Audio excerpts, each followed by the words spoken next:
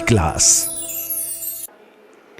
या हम सभी अपने जीवन में सुख और गुणों की अभिवृद्धि के लिए नीति के विषयों का श्रवण कर रहे हैं। नीतिकार समय समय पर हमें अपने अंदर किन परिवर्तनों को लाना चाहिए, इसे जोड़ने का प्रयास करते हैं। ज़्यादातर लोग परिवर्तन से डरते हैं और उस परिवर्तन से डरने के कारण वो जितनी उनकी योग्यता होती है उतनी चीज़ों को प्राप्त नहीं कर पाते। आज एक चर्चा करते हैं बुढ़ापे की और जवान की। एटीट्यूड का एक अर्थ जो आप सब जानते हो वो होता है, और एटीट्यूड का एक अर्थ नज़रिया होता है, यानी किसी भी चीज़ को देखने का आपका दृष्टिकोण। जैसा आपका नज़रिया होगा वैसे आपको नज़ारे दिखेंगे। कभी मूड ऑफ हो और आप किसी गार्डन में जाना, गुलाब के पेड़ में फूल कम कांटे ज़्यादा दिखेंगे। कोई बैंड बजा रहा होगा, ढोल बजा रहा होगा, आपको वो उल्टे सुनाई देंगे जो मृत्यु में बचते हैं। मंदिर जाओगे, मूड आपका खराब है तो आपको सिर्फ कमियां दिखेंगी। इसने उसको छू लिया, ये क्या द्रव्य लेकर के आया, इसको कहाँ भगवान से मतलब है, तो नेतागिरी कर रहा है। जब भी आपका मन खराब होगा या आपका नज़रिया उस दिन खराब होगा, जिस भी दिन, उस दिन देखना आपको चीज़ें सब विपरीत दिखती हैं। जैसा आपका नज़रिया होगा वैसे आपको नज़ारे दिखेंगे। कैसा नज़रिया है आपका, वैसे नज़ारे दिखेंगे। मैं आप लोगों से पूछता हूँ कि आपका नज़रिया कैसा है। 100 में से 95 नहीं 98 व्यक्ति, 98% लोग उस नज़रिए को लेकर के जीवन नहीं जी रहे जो नज़रिया उनको इंसान का मिलना चाहिए था। इंसान बनने के बाद जो नज़रिया होना चाहिए था वो आप लोगों के पास नहीं है। बाइक लेकर के यहाँ से वहाँ घूम रहे हैं लड़के, काम कुछ नहीं है, 100 की स्पीड में भगा रहे हैं गलियों में। इतना अर्जेंट क्या है, इतना अर्जेंट क्या है। माता पिता को धोखा देकर के बाहर पढ़ने के नाम पर क्या क्या कर रहे हैं, क्या नज़रिया है, क्या एटीट्यूड है। थोड़ा तो विचार करना पड़ेगा। मैं आपसे कह रहा हूँ कि नज़रिए को कैसा रखें, तो नज़रिए को जवान रखें। आपका नज़रिया बूढ़ा नहीं होना चाहिए। आपका नज़रिया क्लासिक तो हो, क्लासिकल हो, पुरानी सोच का हो, लेकिन पुराना ना हो। बात समझना, जो आपका नज़रिया है, आपका एटीट्यूड है, वो हमेशा जवान होना चाहिए। एक 80 साल का जवान सैनिक, उसका भाई बहुत बड़ा बिजनेसमैन। मैं आपको विदेश की एक कहानी सुनाता हूँ।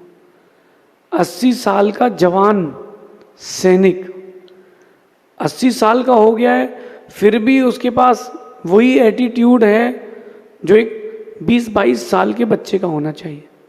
और 80 साल का उसका एक भाई जो बहुत बड़ा बिजनेसमैन है, बिलियन ट्रिलियन डॉलर्स का मालिक है, ईमानदारी से कमाया हुआ पैसा है, वो भी एकदम 20-22 साल के लड़के जैसा दिमाग लेके चलता है 80 साल का होने के बाद भी। किसी ने उससे पूछा कि आपके बुढ़ापे में इस जवानी का राज क्या है, कि आप 80 साल के हो गए हो फिर भी आप 22 साल जैसा एटीट्यूड लेके चल रहे हो। तो वो कहता है कि हमारे घर में पेइंग गेस्ट का रूम है।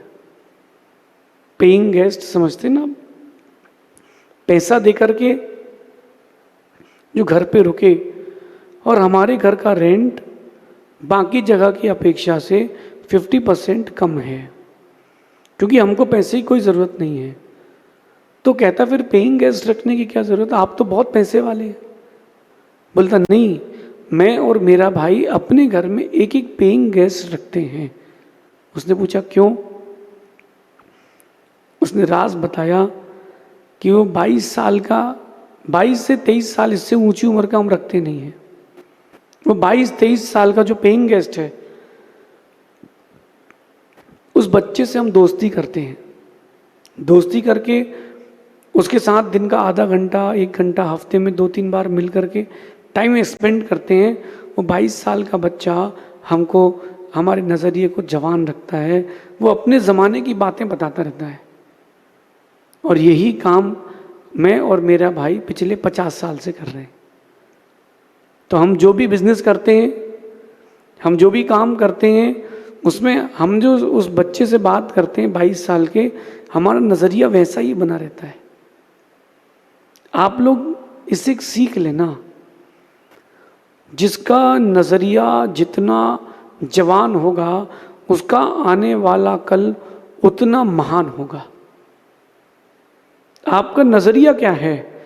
वो पुराने ख्यालात के हो, 1947 1962 का ख्यालात है क्या?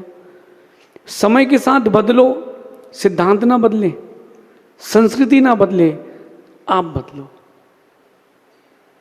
आप बदलो, समय के साथ आप बदलो। अपने नज़रिए को बूढ़े मत होने तो जवान रखो। आप सोचो कि आप 60 साल के हो गए हो और आपका बेटा अगर अभी 30 साल 35 साल का है, 25 साल का है, और वो आपकी जैसे ही जीवन जिए तो नहीं हो पाएगा। पहले के लोग खटिया में सोते थे, अब फिर बीच में पलंग आए, अब सोफा कम बेड आया, अब बहुत सारी और नई भी चीज़ें आ गई हैं। तो अब पुराने ज़माने के मत बनो कि तुम भी खटिया में ही सो। आपको चेंज करना पड़ेगा। उस जवान लड़के के साथ आपको थोड़े से अपने नज़रिए को जवान रखना ही पड़ेगा, क्योंकि कहते हैं जिनका नज़रिया जवान होता है उनको कभी उम्र भी बूढ़ा नहीं कर पाती, उनको कोई बूढ़ा नहीं कर सकता। जिनका नज़रिया जवान होगा उनको कोई बूढ़ा नहीं कर सकता, और जिनका नज़रिया बूढ़ा है उनको कोई जवान नहीं कर सकता। आपको समय के साथ अपने अंदर वो परिवर्तन लाना पड़ेगा। आज से 50 साल पहले सोशल मीडिया में कोई चीज़ नहीं थी।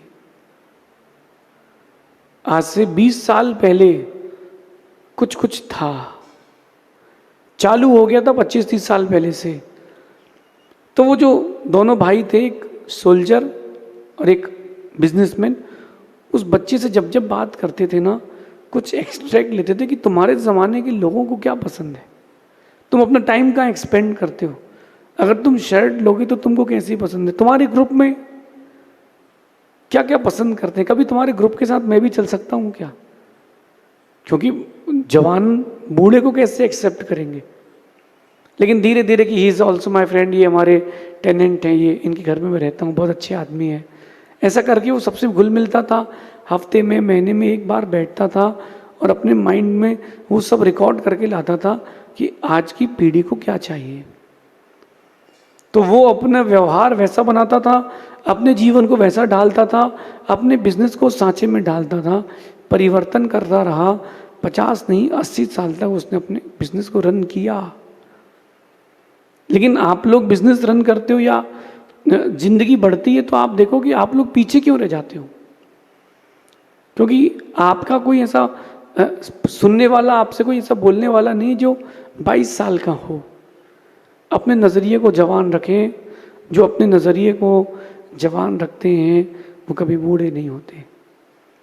आप मुझसे पूछो कि मेरी उम्र कितनी है, तो मैं तो यही कहता हूँ कि 22.5 साल का हूँ। दाढ़ी के बाल सफ़ेद हो गए, छाती के बाल सफ़ेद हो गए, फिर भी 22.5 के हूँ। हाँ, मैं 22.5 साल का ही हूँ। जिस दिन मैंने घर छोड़ा था उस दिन मैं याद रखता हूँ, अभी तो मैंने कल तो घर छोड़ा था, मैं अपने आप को 22.5 का ही मान के चलता हूँ।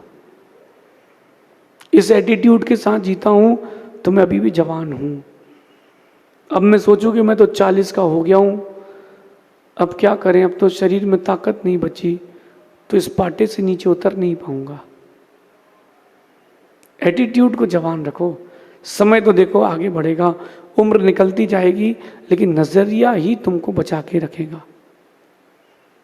अब आपसे मैं कह रहा हूँ, अगर आप 60 के हो गए हैं, 55 के हो गए, कोई पूछे कितने के हो, कहना मैं 25 का हूँ। बोले क्यों? बोले मेरा नज़रिया भी 25 का है, मैं आज के ज़माने का नहीं, मैं पुराने ज़माने का ही हूँ। ऐसा नज़रिया रखो। अच्छा, मैं एक बात आपके साथ और शेयर कर लेता हूँ। कि नज़रिए को जवान कैसे रखें।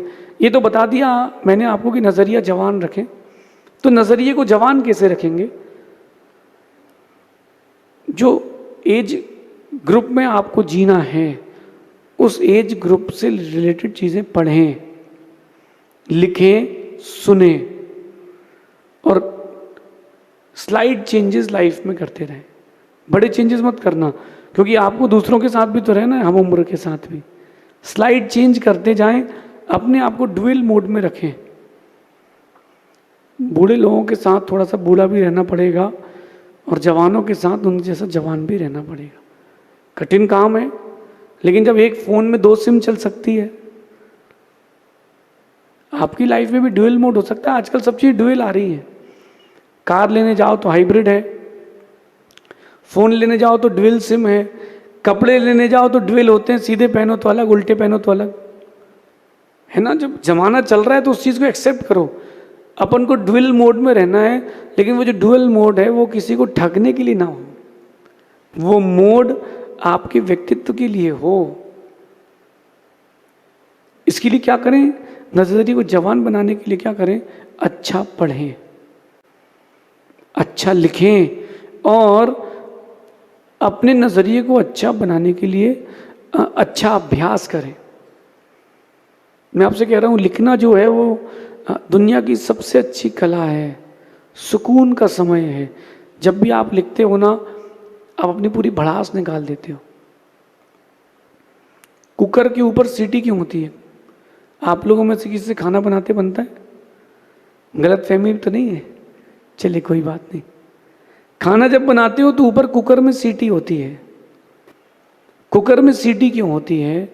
जो अनवांटेड गैस बन चुकी है, जो अनवांटेड गैस भर चुकी है, वो निकल जाए, इसके लिए कुकर में ऊपर सीटी होती है। अब यही तो मैं आपसे कह रहा हूँ, जब आप लिखोगे तो जो अनवांटेड थिंग्स, चीज़ें, गैस आपके माइंड में सेट हो गई है, वो कहीं ना कहीं से अपने यहाँ जगह ढूंढ लेगी। वो जगह ढूंढेगी, आप रिलैक्स हो जाओगे। इसलिए कुछ ना कुछ अच्छा लिखें, आपका नज़रिया जवान हो जाएगा। उम्र बुढ़ापे में चली भी जाए तो कोई फर्क नहीं पड़ता, नज़रिया जवान होना चाहिए। अच्छा पढ़ करके जब उम्र बढ़ती है तो मित्र बदलते जाते हैं, कोई कहीं बिजी तो कोई कहीं बिजी। जिसने बुक्स को फ्रेंड बनाया है वो कभी चिंता युक्त होता ही नहीं। जिसने किताबों को मित्र बनाया है, जो कुछ ना कुछ अच्छा पढ़ता रहता है, ऐसा व्यक्ति अपने नज़रिए को जवान रखता है। कुछ ना कुछ पढ़ो, आप कुछ ना कुछ पढ़ते रहो। मैं कहूँगा आपसे कि अगर आप कुछ ना कुछ पढ़ते रहोगे तो जो आपने पढ़ा है ना, आपके दिमाग में वो शब्द, वो लाइनें, वो आवाज़ें गूंजेंगी, और जब तक वो गूंजेंगी तुम उनके साथ रहोगे, तो जवान रहोगे। कुछ ना कुछ अच्छा पढ़े, ऐसा पढ़े जिसमें धर्म भी हो, कर्म भी हो, लेकिन नास्तिकपना ना हो। कुछ ऐसे भी वक्ता वर्तमान में है जिनकी वक्तव्य शैली विश्व में अव्वल रही, लेकिन उन्होंने लोगों को धर्म से विपरीत नास्तिकता की प्रेरणा दे दी। साधु बनने के बाद भी लोग वैसे लोगों को सुनकर के विचलित हो गए। मत सुनो ऐसे लोगों को, मत पढ़ो ऐसे लोगों को। एक और उपाय है, अच्छा सोचकर आप अपनी सोच को अच्छा बना लें। कोई भी आपके सामने आता है, नेगेटिव कभी ना सोचें, उसमें से पॉजिटिव एस्पेक्ट्स निकालें। अगर कोई आपका अपना आपसे बात नहीं कर रहा है, पॉजिटिव एस्पेक्ट्स निकालें। कोई आपका अपना आपसे बहुत ज़्यादा बात कर रहा है तो उस समय भी पॉजिटिव एस्पेक्ट ही निकालें। यार ये तो बात ही नहीं कर रहा है, कोई बात नहीं, पॉजिटिव एस्पेक्ट निकालें। कुछ दिन की बात है, अब नहीं तो है, कहाँ जाएगा। ये ऐसा जो पॉजिटिव एटीट्यूड आप रखोगे, देखना आपकी कार्य की एफिशिएंसी बढ़ेगी, आपके कार्य का स्टैंडर्ड बढ़ेगा, गुणवत्ता बढ़ेगी। लोग जब भी आपसे मिलेंगे ना तो वो ये कभी नहीं सोचेंगे कि कितनी उम्र का है, वो यही सोचेंगे यार ये अपना मित्र बनना चाहिए। मेरे एक मित्र थे और मेरी और उनकी उम्र में लगभग 40 साल का अंतर था और आज भी वो मेरे सबसे अच्छे मित्र हैं।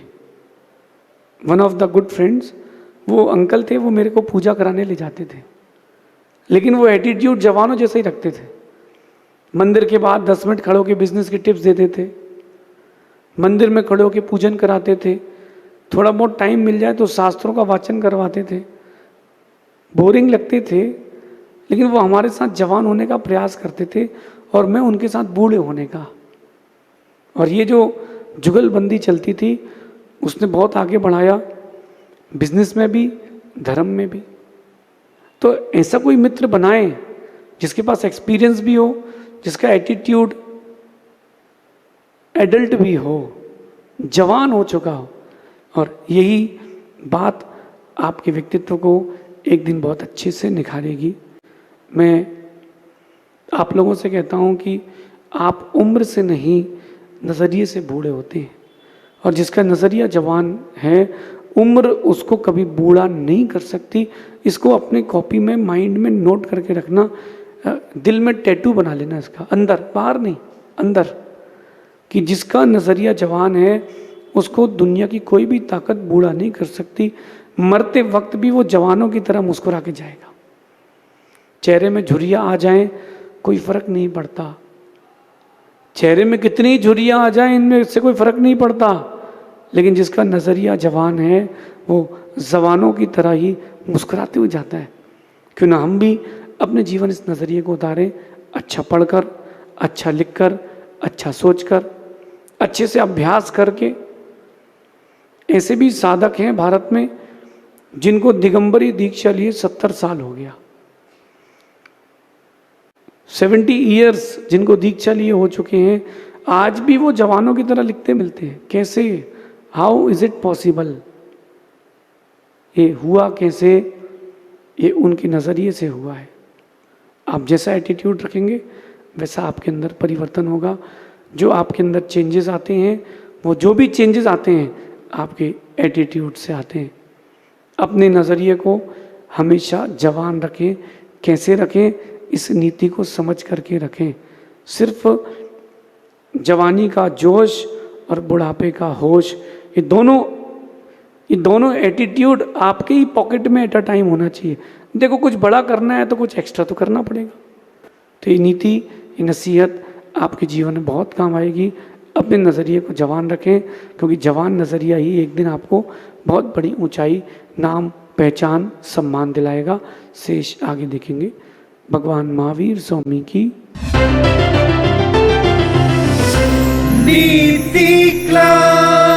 नीति क्लास।